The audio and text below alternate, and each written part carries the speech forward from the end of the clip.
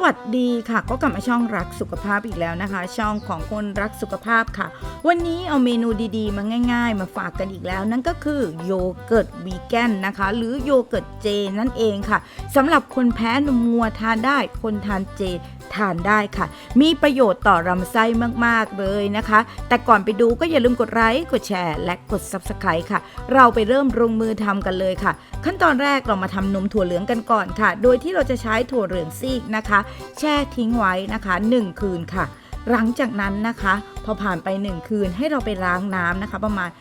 3-4 น้ำค่ะแล้วทีนี้มาปั่นกันค่ะการปั่นนะคะเราจะต้องปั่นนะคะน้ำกับถั่วเหลืองนะคะถั่วเหลืองที่แช่ไว้ประมาณ200 กรัมและน้ำ1ลิตรนะคะค่อยๆปั่นนะคะให้ละเอียดมากที่สุดนะคะปั่นไ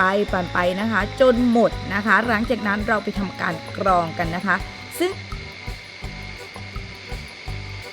การกรองนี้นะคะเราก็จะได้น้ำถั่วเหลืองน้ำนมถั่วเหลืองที่เข้มข้นนะคะพยายามนะคะรีดน้ำออกจากถั่วเหลืองให้เยอะที่สุดนะคะค่อยๆรีดไปนะคะหรือใครจะใช้ถุงก็ได้นะคะขั้นตอนนี้สำคัญค่ะหลังจากนั้นเราเอาไปตั้งไฟกันนะคะโดยที่เราจะใช้ไฟกลางนั่นเองค่ะค่อนข้างต่ำนะคะตั้งไว้ตลอดเวลานะคะจนเดือดนะคะและคนนะคะทีนี้มันจะมีฟองเต้าหู้ออกมานะคะให้เพื่อนๆนะคะช้อนฟองเต้าหู้ทิ้งนะคะในขั้นตอนนี้เราจะไม่ใส่นะคะน้ำตาลหรืออะไรเป็นอันขาดนะคะเราจะไปเสิร์ฟนะคะเป็นโยเกิร์ตตอนนั้นเราอาจจะแอปเปิลไซรัปกันก็ได้นะคะทีนี้นะคะเรารอให้มันอุ่นนะคะก็คือแย่มือลงไปนะคะน้ำเต้าหู้ค่อนข้างอุ่นมาใส่ภาชนะในลักษณะอย่างนี้เลยค่ะเทใส่ลงไปทั้งหมดเลยนะคะและหลังจากนั้นนะคะเราจะใช้โยเกิร์ตสุดเจนะคะซึ่งนะคะมีขายตามเซเว่นหรือก็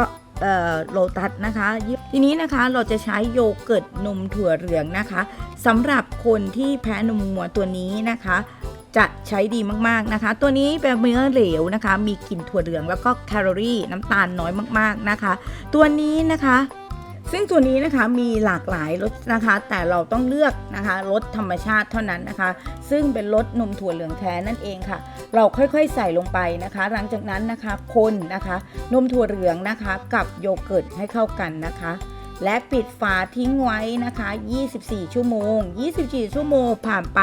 เรามาลุ้นกันค่ะว่าหน้าตามันจะเป็นอย่างไรนะคะนี่นะคะเราเริ่มเปิดกันเลยค่ะ